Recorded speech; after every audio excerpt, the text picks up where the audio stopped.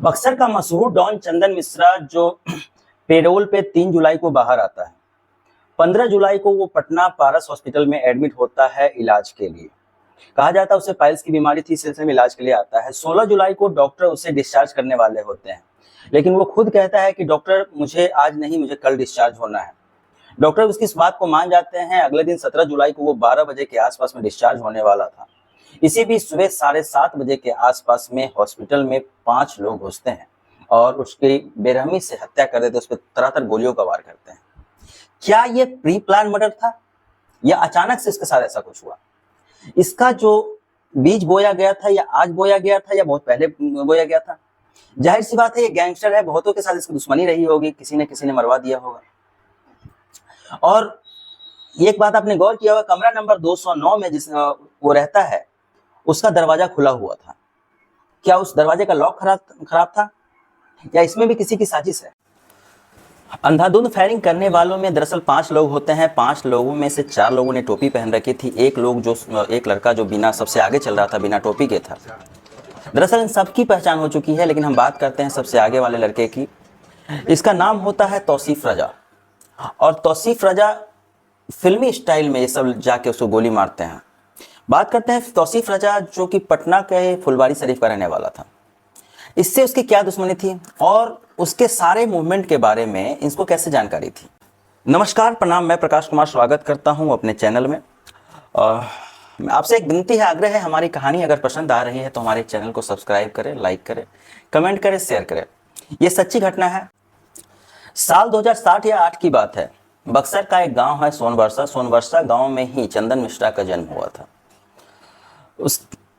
उसके जो पिता थे चंदन मिश्रा के, वो 2 बार मुखिया रह चुके थे। काफ़ी अच्छा खासा मतलब परिवार था, कुशल परिवार था, सब कुछ ठीक ठाक चल रहा था। जो मुखिया थे उनके पिताजी, तो जाहिर सी बात है उनके पिताजी का दबदबा था और इस बात का फ़ायदा थोड़ा बहुत चंदन मिश्रा उठाता था। वो सीना तान के चलता था और लोगों से भी थोड़े से अकड़ में बात करता था। एक दिन की बात है कि वहाँ के ही फील्ड में क्रिकेट का मैदान होता है। क्रिकेट के मैदान में 2-3 लड़के खेल रहे होते हैं जितने सारे, तो उसमें 2 लड़कों के बीच में झगड़ा हो जाता है। एक होता है चंदन और दूसरा होता है एक सोनू नाम का लड़का, उसके साथ झगड़ा हो जाता है। तो सोनू थोड़ा सा इसे देखने में हेल्दी था, तो झगड़ा होता है तो सोनू इसको पीट देता है। पीटने के बाद क्या होता है कि चंदन उसके घर जाता है शिकायत लेके, उसके सोनू के घर शिकायत लेके जाता है और कहता है कि आपके बच्चे ने मुझे मारा, आपके लड़के ने मुझे मारा, पीट दिया। उसका जो गार्जियन होता है सोनू का, अपने बच्चे को समझाने के बजाय, अपने बच्चे को डांटने के बजाय ये चंदन को ही मारना स्टार्ट कर देते हैं, वो चंदन को ही पीट देते हैं। अब ये चंदन बहुत गुस्से में आ जाता है। वो घर आता है गुस्से में, अपने पिताजी का लाइसेंसी बंदूक ले जाकर सीधे उसे घर जाकर उसको ठोक देता है।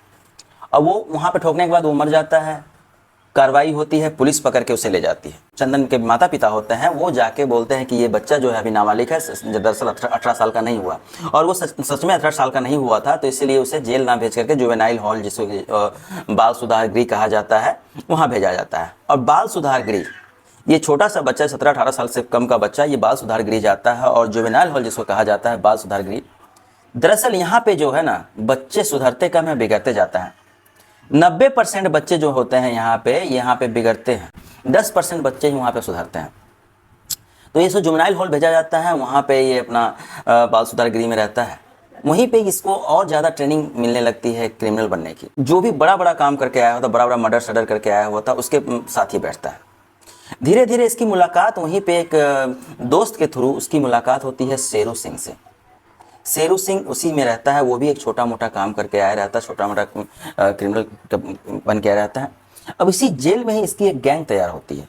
जेल में ही लोग अपना बातचीत करते हैं, मीटिंग करते हैं, धीरे धीरे करके जेल में ही तैयार करते हैं। लगभग 3 साल बाद दोनों के दोनों बाहर निकलते हैं। बाहर निकलने के बाद इन दोनों की दोस्ती काफ़ी मजबूत हो जाती है और दोस्ती मजबूत होने के बाद ये लोग अपना बाहर निकल के एक गैंग बनाते हैं। शुरुआत करते हैं, ये छोटे मोटे दुकानदारों को लूटते हैं, मारते हैं, पीटते हैं, कुछ पैसा लेते हैं। फिर धीरे धीरे इनका जो है सो फिरौती तक बात पहुंचने लगता है। फिर धीरे धीरे बड़े बड़े दुकानदारों को धमकाना स्टार्ट करता है। बड़े दुकानदारों के पास जाता है, इससे पहले जो कुछ पैसे मिलते होते हैं इससे अपना बंदूक की व्यवस्था कर लेता है। बड़े दुकानदार के पास जाता है, बंदूक काउंटर पर रखता है और पैसे का डिमांड करता है। इससे वो पैसे मिल भी जाते हैं। फिर ये इसका हौसला और हिम्मत इतना मजबूत होता चला जाता है कि उसके बाद ये दुकानदारों को, आदमी को टारगेट करता है। मारने का। वहाँ पे निडर होकर जाता है और कहता है, पैसा की डिमांड करता है, फिरौती की डिमांड करता है और नहीं मिलने पर उसे ठोक देता है। ये धीरे धीरे से गैंग में कुछ आदमी जुड़ते गए, 1 2 3 4 करके धीरे धीरे आदमी जुड़ते गए।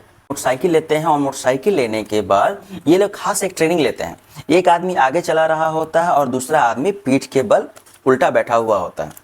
ऐसे इसलिए करते हैं ये लोग कि ये लोग अब चलते चलते गाड़ी पर से ही किसी को शूट करते हैं। जैसे कि एक आदमी गाड़ी चला रहा है, पीछे दूसरा आदमी बैठा हुआ है, उस चीज़ की ट्रेनिंग लेके ये अपना आगे काम करते हैं। ये जितने भी लोगों का मर्डर करते हैं, ज़्यादातर लोगों का मर्डर इसी तरह से करते हैं। चलते चलते रास्ते पर सीने पे या सर पे निशाना लगा के उसे ठोक देते हैं। 2011 साल जो था इनके लिए काफ़ी ये साल था। इस साल में ये लगभग 8 मर्डर करते हैं और ये साल जो लोगों के लिए डराने वाला था, वहाँ के लोकल लोगों को डराने वाला था। 2011 में ये 7 मर्डर तो कर चुका था, लेकिन जब 8वां मर्डर होता है वो सबसे बड़े आदमी का होता है उस समय के लिए। एक राजेंद्र केसरी करके होते हैं जो कि चूना का दुकान होता है, चूना भंडार होता है और भोजपुर चूना भंडार के नाम से होता है। ये राजेंद्र केसरी जो थे काफ़ी पैसे वाले आदमी थे। इनकी पहचान जो थी पुलिस में और नेताओं के साथ भी अच्छी खासी थी। जब इनको गोली मारा जाता है, जब इनसे फिरौती मांगा जाता है सबसे पहले, तो ये फिरौती नहीं देते हैं। इनको पहले लगा था कि कोई मजाक कर रहा है किसी कारण से, तो फिर फिरौती नहीं देते। फिर इनके पास गैंगस्टर आते हैं, चंदन मिश्रा और शेरू सिंह। शेरू सिंह का नाम एक ओमकार सिंह भी होता है। उनका जो लोग आता है फिरौती का डिमांड करता है तो वो नहीं देते हैं इस चीज़ के लिए कि ये लोग अभी बच्चा है, मेरा क्या बिगाड़ लेगा। 20 अगस्त 2011 को चंदन मिश्रा पूरे बक्सर में ऐलान करवा देता है कि मैं इसे मारूंगा। पूरे बक्सर में हल्ला हो जाता है, लेकिन पुलिस भी इस चीज़ को नहीं उस समय गौर करती है। जबकि पुलिस को इतना जानकारी होता है कि इसके ऊपर इतना केस है, वो इग्नोर कर देती है। और इससे भी राजेंद्र केसरी को भी लगता है कि वो इस बात को ज़्यादा सीरियस नहीं लेते हैं। 21 अगस्त 2011 को सुबह 9:30 बजे चंदन मिश्रा और शेरू सिंह का गैंग जो होता है, और शेरू सिंह खुद, चंदन मिश्रा खुद आके उसे गोली मार के चला जाता है। जब इसकी मौत हो जाती है तो ये बात सोशल मीडिया पे काफ़ी वायरल हो जाता है और तब जाके पुलिस के कानों में जू रेंगती है।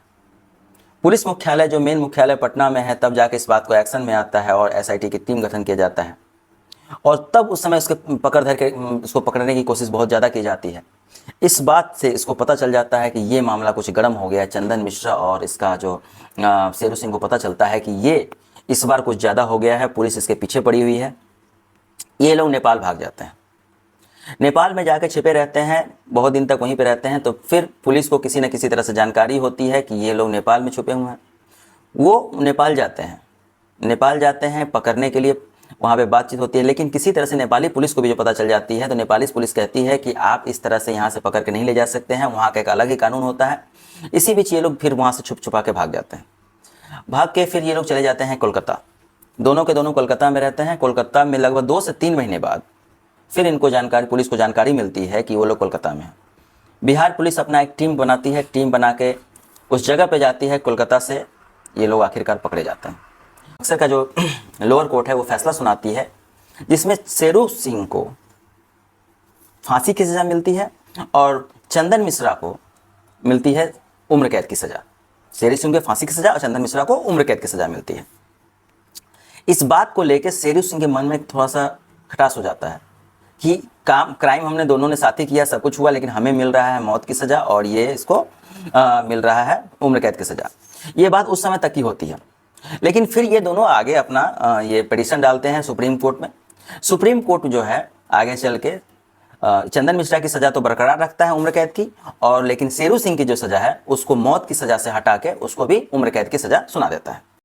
दोनों को उम्र कैद की सज़ा तो मिल जाती है और दोनों भागलपुर जेल में शिफ्ट किए जाते हैं।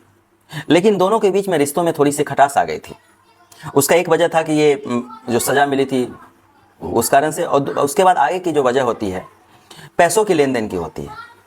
चंदन मिश्रा को लग रहा था कि शेरू सिंह जो है उसके साथ बेईमानी किया है, कुछ पैसे का घपला किया है, और शेरू सिंह को इधर लगता है कि चंदन मिश्रा ने उसके साथ जो पैसे की बेईमानी की है, घपला किया है। इस तरह से थोड़ा सा रिश्तों में खटास आने लगता है। जो पैसे का लेन देन होता है इस कारण से होता है। और दूसरा होता है, चंदन के परिवार में एक लड़की होती है जिसकी शेरू से नज़दीकियाँ बढ़ रही थी। शायद उसका अफेयर उस समय चल रहा था, शायद कुछ ऐसा चल रहा था। और जो बात चंदन को नापसंद थी, क्योंकि शेरू जो है प्रजात था, मतलब वो उस जाति से भी थोड़ा सा मैटर रहता है, उस जात का नहीं था, ये भी एक रीजन था। और तीसरा है कि धीरे धीरे करके जब ये लोग जेल में थे तो शेरू गैंग के लड़कों का इनकाउंटर हो रहा था। या तो उसे पकड़ के जेल में डाला जा रहा था। लेकिन वही चंदन के जो लड़के थे उनका कुछ नहीं हो रहा था, वो लोग अपना ठीक ठाक घूम रहे थे। इसी पर शेरू गैंग का एक लड़का आता है शेरू के पास और कहता है, भैया हम लोग के गैंग का जो ऐसा है कि सब लोग को पुलिस पकड़ के ले जा रही है, तो इनकाउंटर करके मार रही है, लेकिन चंदन भैया के गैंग का लोग जो है वो ऐसे कैसे बाहर खुला घूम रहा है। इस बात से शेरू को लगता है कि शायद ये सब काम जो है चंदन जेल में बैठे बैठे करवा रहा है, ये पुलिस की मुखबिरी कर रहा है, पुलिस को इन्फॉर्मेशन दे रहा है और इस कारण से ऐसा हो रहा है। समय बीत रहा था, रिश्तों में खटास बढ़ रही थी, धीरे धीरे करते करते रिश्ते धीरे धीरे कमज़ोर हो रहे थे, दोस्ती दुश्मनी में बदल रही थी। इसी बीच भागलपुर जेल में रहते हुए ये जो चंदन है सोशल मीडिया पे अपना वीडियो पोस्ट करता है, जैसे कि फेसबुक व्हाट्सएप पे सोशल मीडिया वीडियो पोस्ट करता है, फ़ोटो पोस्ट करता है। ये जेल में ये सब सुविधा नहीं होनी चाहिए, लेकिन ये जेल में कैसे न कैसे इनके पास ये क्रिमिनल टाइप के लोग थे, इनके साथ हो गए। वहीं उनके साथ ये चीज़ नहीं होता है। ये सोचता है कि ये सुविधा जो है चंदन को मिल रहा है, शेरू को लगता है कि ये सुविधा मेरे साथ नहीं है, हमारे साथ ऐसा क्यों नहीं हो रहा। और उसे ये भी लगता है कि जेल के जो स्टाफ हैं वो चंदन के साथ अच्छा बर्ताव कर रहे हैं और मेरे साथ खराब बर्ताव कर रहे हैं। इसको ये लगता है कि ये सब सिर्फ चंदन के कारण हो रहा है और कुछ जात वात को भी लेके हो रहा है। अब जेल में जो है इन दोनों की दोस्ती जो है पूरी तरह से दुश्मनी में बदल चुकी थी। अब दुश्मनी में बदल चुकी थी, जाहिर सी बात है कि दोनों को एक जेल में रखना बहुत ही खतरनाक हो सकता है। अब जेल प्रशासन क्या करता है, जेल जो है इन लोगों को, पुलिस प्रशासन इन लोगों को अलग अलग जेल में शिफ्ट कर देती है। तो भागलपुर से जेल से निकलकर चंदन मिश्रा को पटना के बेऊर जेल में डाला जाता है और वहीं शेरू को और ओमकार नाथ को पुलिया जेल में डाला जाता है। अब धीरे धीरे करके इनका गैंग भी बढ़ चुका होता है, इनके आदमी अलग अलग हो चुके होते हैं। जो कभी बहुत अच्छा दोस्त हुआ करते थे अब काफ़ी बड़े दुश्मन हो जाते। 2011 में केसरी मर्डर केस के बाद ये लोग जेल गए थे और 2025 आ चुका था। 10 साल बाद जो जेल में रहने के बाद ये लोग पेरोल के लिए अर्जी डालते हैं, मौत हो जाती है किसी की, चाहे बीमार हो चाहे शादी विवाह के लिए, इसमें पेरोल के लिए अर्जी डालते हैं, लेकिन इनकी जो अर्जी जो हर बार इनकी अर्जी खारिज हो जाती है।